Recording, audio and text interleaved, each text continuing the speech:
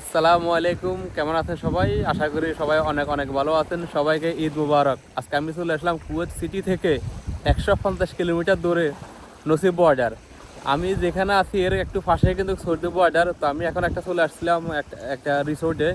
এখানে যে আমার পিছনে যে সাগর দেখতেছেন, এই সাগরের ফারে ফারে দেখেন, আপনাদের যদি আমি দেখাই, এই যে বাড়িগুলো দেখতেছেন এগুলো সম্পূর্ণ হচ্ছে যে শাল, এদেশে শাল বলে, অর্থাৎ আমাদের বাংলাদেশে পর্যটক কেন্দ্র যেগুলো বলে ওগুলো আর কি। তো এই শালগুলো আসলে সম্পূর্ণ কুয়েতিদের। তারা এখানে প্রতি বৃহস্পতিবার অথবা শুক্রবার শনিবার যে সময়গুলো বন্ধ থাকে ওই সময়গুলো এখানে আসে ফ্যামিলি নিয়ে, যাদের নিজস্ব শাল আছে অর্থাৎ বাড়ি আছে ওইখানে অবস্থান করে। তার পরবর্তীতে তারা কি করে, এখানে যে সমুদ্র আছে সমুদ্র উপভোগ করে এবং বিভিন্ন ঈদের ছুটি, তাদের সাপ্তাহিক ছুটি যে ছুটিগুলো থাকে তারা সুযোগ পায়, এখানে কিন্তু তারা আসে সালে। তো আমাদেরকে এখানে আজকে আসতে দিয়েছে। এমনি সাধারণ কোনো পাবলিক এই সমস্ত জায়গাগুলোতে আসতে পারে না। আমার এক দেশি ভাই, তারা আমাদেরকে এখানে ঢোকার জন্য হেল্প করছে, এই জন্য আমরা এখানে আসতে পারছি, না হয় কিন্তু আসতে পারতাম না। আর এই যে দেখেন প্রত্যেকটা বাড়ির পিছনে পিছনে কিন্তু এই বোটগুলো আছে। আমি একটু জুম করে দেখাই। এই দেখছেন এই বোটগুলো দিয়া এই যে রাস্তা আছে, এই রাস্তা দিয়ে কিন্তু তারা এই বোটগুলা সাগরে নেয়, মাছ ধরে অথবা ঘুরে ফিরে করে এরকমের। তো আমি একা আসি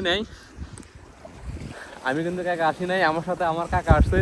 আমার কাকার অনুভূতি কি একটু জিজ্ঞেস করি। সালাম আলাইকুম। ওয়ালাইকুম সালাম। কেমন আছেন? এই তো আলহামদুলিল্লাহ। এখানে কোথায় আসছেন আপনি? আমরা জায়গাটার আছি, নাম?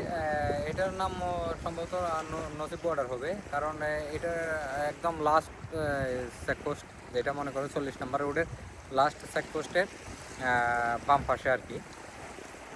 এটার আর ওইদিকে যাওয়ার কোনো রাস্তা নাই, এদিকে সাগর। এখানে কি এর আগে কখনো আসা হয়েছিল আপনার? না না, এখানে আর কখনো আগে আসা হয় নাই, এটাই প্রথম। প্রথম। কেমন লাগতেছে এখানে আসার পরে আজকে?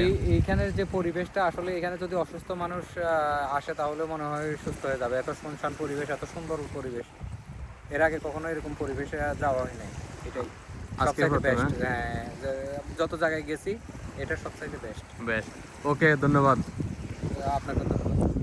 তো দেখতে পাচ্ছেন আসলে সত্যি জায়গাটা খুব সুন্দর। হতো আমার ক্যামেরাতে আপনারা কতটুকু দেখতে পারতেছেন আমি জানি না, কিন্তু সত্যি যদি আপনারা যদি এখানে আসেন, খুবই সুন্দর পরিবেশ, নিরিবিলি পরিবেশ।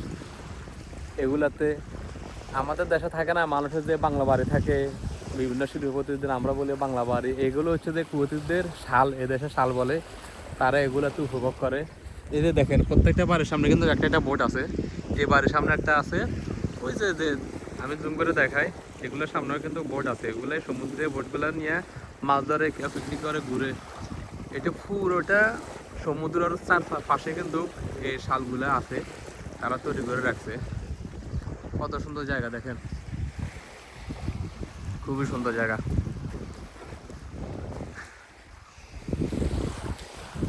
তো ঠিক আছে, সবাই ভালো থাকবেন। আল্লাহ হাফেজ, দেখা হবে পরবর্তী কোনো ভিডিওতে।